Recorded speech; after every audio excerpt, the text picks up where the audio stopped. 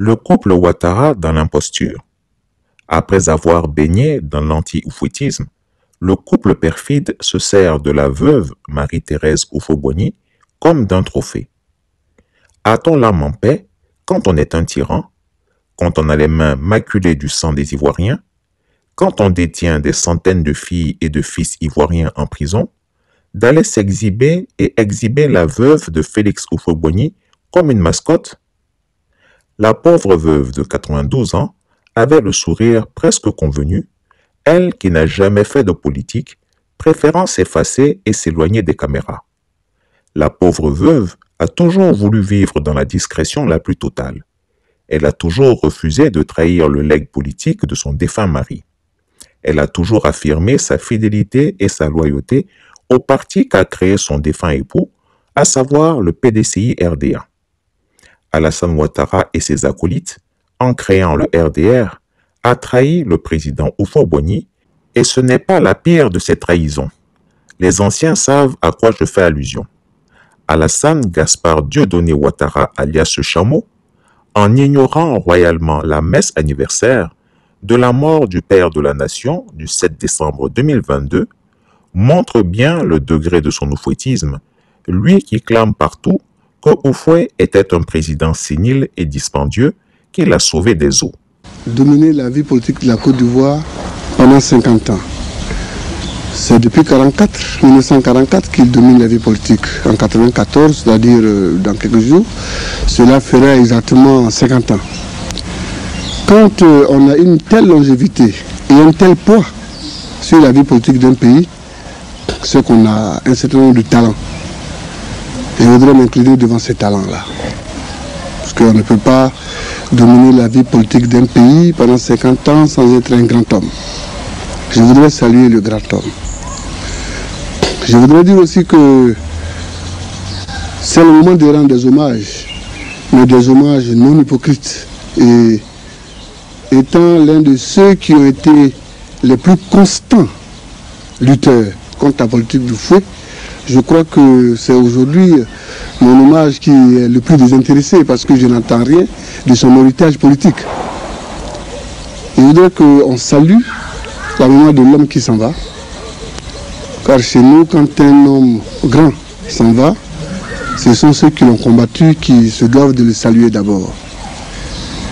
Je vous assure que quand le moment sera venu et quand les modalités seront indiquées, le Front populaire ivoirien prendra part aux funérailles, aux cérémonies d'enterrement, de condoléances, selon la place qu'on lui accordera.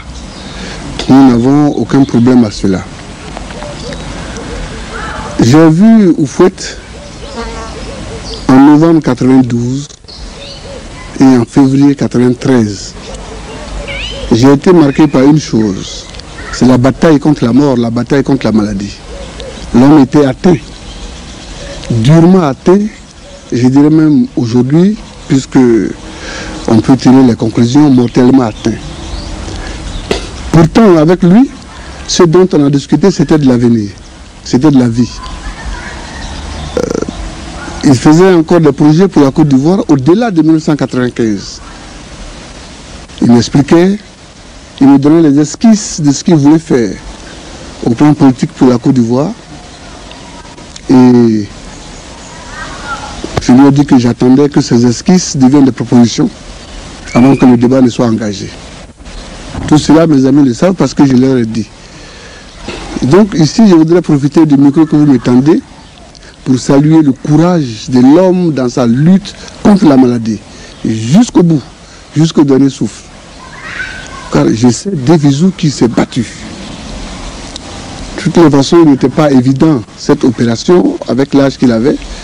L'avoir accepté, c'était un signe de combat et un pari sur la médecine, un pari sur l'avenir. Je voudrais aussi saluer la douleur de sa famille. Il y a un jour, 2 jours, j'étais avec mes membres de sa famille que j'ai rencontrés dans des circonstances que je ne peux décrire ici. Et je pense qu'eux aussi ont besoin qu'on les salue et qu'on s'incline devant leur douleur. C'était un grand-père, un père, un oncle, un cousin, un neveu.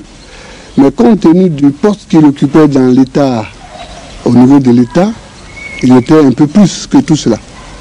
Parce que le fait d'être chef de l'État réagissait un peu sur le reste de sa famille. Il faudrait qu'il sache que tous ceux qui ont lutté à la tête de cet État, au niveau de cet État, s'inclinent devant leur souffrance, devant leur douleur. Alpha Blondy, dans une interview accordée au mensuel panafricain Afrique Magazine, numéro 270 de mars 2008, nous parlait du couple Ouattara et qualifiait Alassane Dramane Ouattara de prestidigitateur. Il avait même soutenu que ce dernier ne serait jamais président de la République de Côte d'Ivoire. Voici un extrait de cette interview. Lorsque la guerre a éclaté en septembre 2002, Alassane Ouattara a déclaré sur RFI, je l'ai bien écouté, qu'il n'était ni de près ni de loin mêlé à la rébellion. Mais j'ai regardé plus tard une vidéo où des rebelles égorgent un gendarme. Sur ce document, j'ignore comment l'on procède en matière de montage et de trucage. Ce que connaît Zakaria, un des chefs rebelles, dit est clair. Je comprends bien le malinqué. Il l'a dit. Mais, Monika Marfa Dama, Nanou MPC supporter, État supporter, Zakaria Kosa, État supporter, Ibe Kosa. Elle va supporter Mohamed Kosa, Aïdé Karloui, Alassane Dramane Ouattara. Parce que, à nous, c'est l'exil. Alassane ne te marre pas l'eau. Un de mes. Bon, un de mes Jamana Koka. Alassane ne te met malo Zaka d'Angouma. Karo a te met million mois de l'or le plat. Kata d'Angouma. Si cette grave accusation était fausse, pourquoi M. Ouattara n'a-t-il pas apporté de démenti? M. Ouattara est largement le commanditaire de la rébellion. You know? Je ne suis pas Jack Bauer, mais c'est M. Ouattara qu'on connaît. Qui ne dit mot, consent. Même à un moment donné, Guillaume Soro s'est un peu énervé devant le refus de M. Ouattara d'assumer. Je signe et je persiste qu'Alassane Ouattara est à l'origine du coup d'État de 1999 qui a entraîné la guerre. Il est à l'origine de tous les problèmes que nous vivons aujourd'hui. Ce n'est pas un coup d'État, affirme alors Ouattara, c'est une révolution soutenue par tous les Ivoiriens. Depuis qu'il est venu dans ce pays, nous avons rompu avec la tranquillité et la sérénité. Celui qui a tiré le plus grand profit de l'ivoirité, c'est bien Alassane Ouattara. Il en a fait un fonds de commerce. 4 décembre 1999, c'est mon adversaire qui a fait le coup d'État. Et les preuves surabondent ses propres déclarations, les déclarations de ses amis. Les preuves surabondent et nous les produirons quand nous allons discuter à la télévision en France.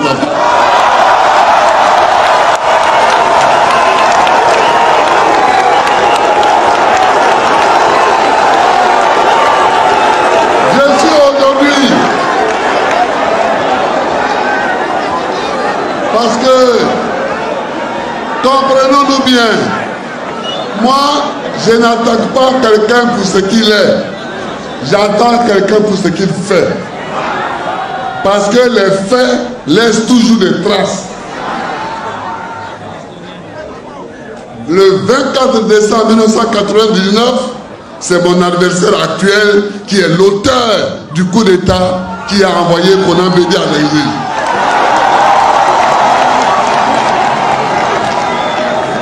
Et quand Guy Robert devait assurer la transition pour son compte, quand il a vu que Guy Robert s'installait, en septembre 2000, il a fait une autre tentative de coup d'État contre Guy Robert. C'est ce qu'on a appelé le complot du cheval blanc.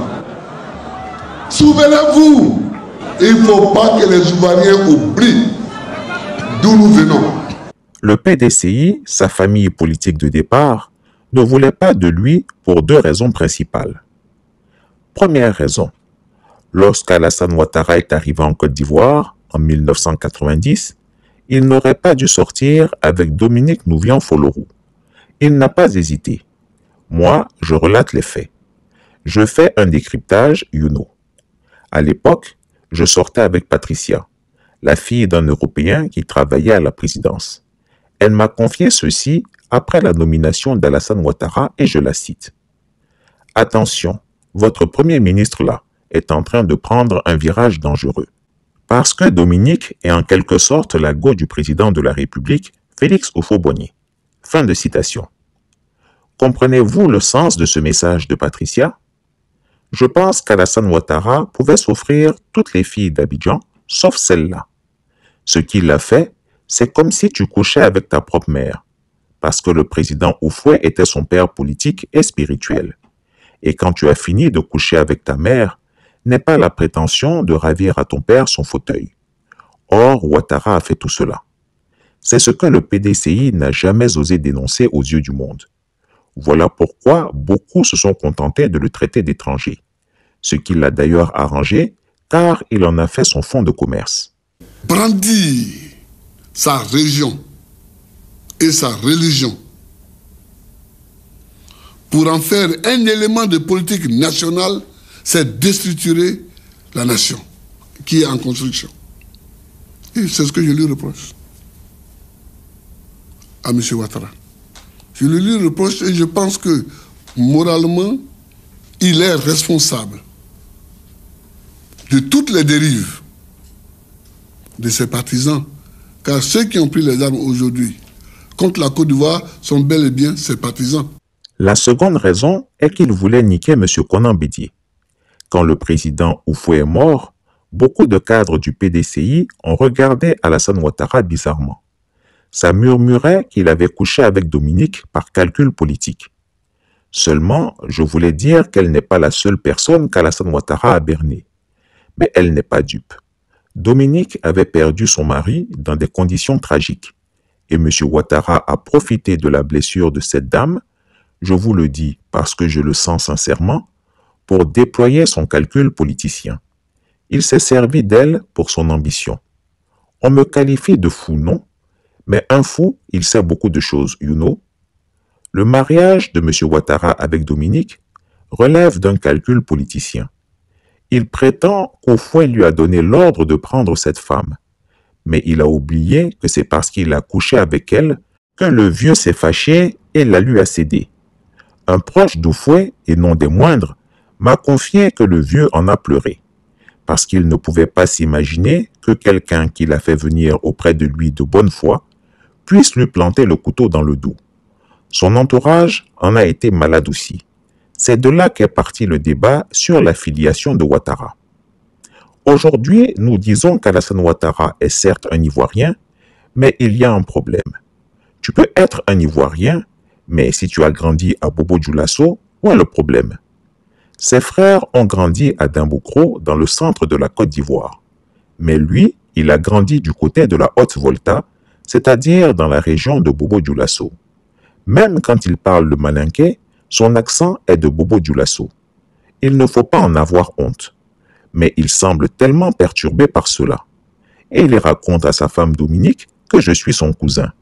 Parce que nous sommes tous deux nés à Dimbokro. Je ne suis pas son parent. Il n'a pas besoin de forcer des liens de parenté avec moi pour prouver qu'il est ivoirien.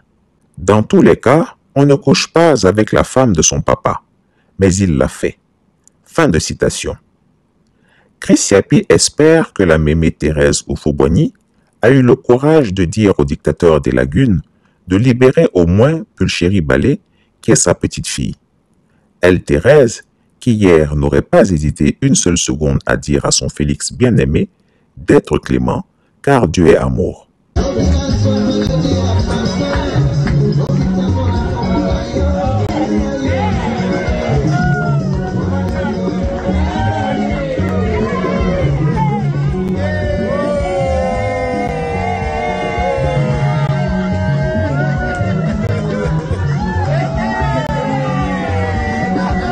Chris Yapi ne ment pas. Retrouvez Chris Yapi sur ses deux chaînes YouTube, sa chaîne Dailymotion, Instagram et VK.